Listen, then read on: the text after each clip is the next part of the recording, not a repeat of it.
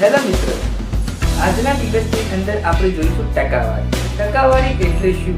ટકાવારીની અંદર કેવી રીતે ટકાવારી શોધવી? કોઈ પણ સંખ્યા કિલોગ્રામમાં આપેલી હોય, ગ્રામમાં આપેલી હોય, ગમે તેવી સંખ્યામાં આપેલી હોય એને આપણે ટકાવારીમાં કઈ રીતે ફેરવવી એમાં આપણે જોઈશું. તો ટકાવારી શોધતા ના આવડતા વિડીયો તમને મહત્વપૂર્ણ સાબિત થશે. ચાલો વિડીયો. હેલો મિત્રો, આજે આપણે જોઈશું ટકાવારી. ટકાવારીને આપણે જાઓ કે આવું આપેલું હોય 320% આપેલા હોય તો 320% કઈ રીતે શોધવા? હવે 320% કઈ રીતે શોધવા એ આપણે જોઈશું. તો સૌપ્રથમ આપણે એવું લખી દેવાનું 300. પહેલા સૌપ્રથમ આ લખવાનું કે 20% બરાબર 20% એટલે કે 20/100 સમજી લેવાના. આ સમજી લેવાનું 20% એટલે 20/100. તો સૌપ્રથમ લખી દઈએ 300 ગુણ્યા 20/100 એટલે કે 320% થયા કહેવાય. શું શું ઉડાડી દઈએ? ઉડાડી દીધી. વધે છો 1 તો 20 તરી કેટલા થાય? 60%.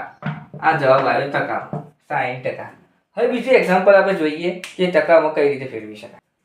હવે આપણે આ જોઈશું બીજો દાખલો કે 60 કિલોગ્રામ 240 કિલોગ્રામના કેટલા ટકા થાય?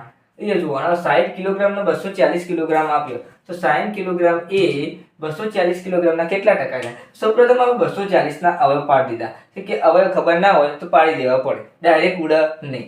સૌપ્રથમ આપણે જોઈશું 60 અને 240 કિલોગ્રામ. 60 ને ઉપર રાખીશું, 240 ને નીચે રાખીશું.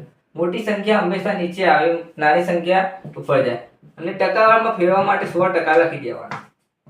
હવે 140 ના અવયવ પાડ્યા, 60 ના અવયવ પાડ્યા, 100 ના અવયવ પાડ્યા. સરળ રીતે બે રીતે હું શીખવાડું. પહેલા અવયવ પાડીને શીખવાડું, પછી ડાયરેક્ટ શીખવાડું. સૌપ્રથમ 60 ના અવયવ પાડી દઈએ. 5 દુ 10, 10 તરી 30, 30 દુ 60. 240 ના અવયવ પાડ્યા, 2 બગડા, પછી બગડો, તગડો અને 2 અને 5. આ 240 ના અવયવ. 100 ના અવયવના ખબર જ છે, 2 બગડા અને 2 પોચડા. સૌપ્રથમ અવયવ ઉડાડી દઈએ. 2 2 2 2, પછી 5 5, પછી 3 3 2 2 2 અને 2. આટલા અવયવ વધ્યા કયા? 5. આમાં 5 વધ્યા કેટલા? 25. તો પાયો 25% આવ્યો. અને બીજી રીતે આપણે શીખવાડું, કઈ રીતે આવે. સૌપ્રથમ એવું માની લો કે આટલા અવયવ પાડતા આપણને આવડતું નથી. અવયવ પાડ્યા વગર પણ થઈ શકે. જેમ કે આનો ઉડાડી દઈએ 0 તો વધ્યા છે 6/24 ગુણ્યા 100 વધ્યા. હવે જુઓ 6 ના ગળે 24, 6 ચોક 24 તો આટલા વધ્યા છે. હવે 100 માં 100 અને 4 માં ઉડા કે ના ઉડા? 25 ચોક 100 વધ્યા છે 25 તો 25% આયા. આમ પણ આવી શકે. તો આવી રીતે 25 જવાબ આવે. તો આ 25% ફેરવ્યા. કિલોગ્રામનું 60 કિલોગ્રામ આપ્યા હોય 240 કિલોગ્રામના 25%માં ફેરવી કાઢ્યા. જોઈશું 25% આપેલા છે એને અપૂર્ણાંકમાં ફેરવો. હવે અપૂર્ણાંકમાં કઈ રીતે ફેરવવાનું એ જોઈએ. તો સૌપ્રથમ 25% એટલે આપણે જાણીએ છીએ કે 25/100 થાય. 25 ના અવયવ પાડી દઈએ તો પાયો 25 અને 2 બગડા 2 પોચડા. આ યાદ કરી લેવાનું 100 ના અવયવ છે. 2 પોચડા ઉડી ગયા. વધ્યું કેટલા? 1/4. આ એ અપૂર્ણાંકમાં ફેરવ્યું કહેવાય. સૌપ્રથમ બીજું એ જોઈએ જેમ કે 9% ને દશાંશમાં ફેરવું. આ દશાંશમાં કઈ રીતે ફેરવવાનું એ જોઈએ. તો એ જોઈએ 9% ને દશાંશમાં ફેરવું. 9 એટલે 9% એટલે 9/100 થયા. 9/100 પાછળ છે એટલે શું? 1 અને 2 તો 0.2 સંખ્યા આવી છે 0.09.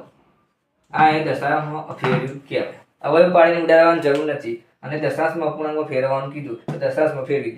9/100 એટલે 2 0 આલે તો પોઈન્ટ પછી 2 સંખ્યા આવે. 1 0 આલ્યો હોય તો પોઈન્ટ પછી 1 સંખ્યા આવે. 2 0 આલે તો 2 પોઈન્ટ પછી 2 સંખ્યા. 3 0 આલે તો પોઈન્ટ પછી 3 સંખ્યા આવે. તો 0.09 એટલે કે દશાંશમાં ફેરવ્યું કહેવાશે. એક બીજું એક્ઝામ્પલ લઈએ.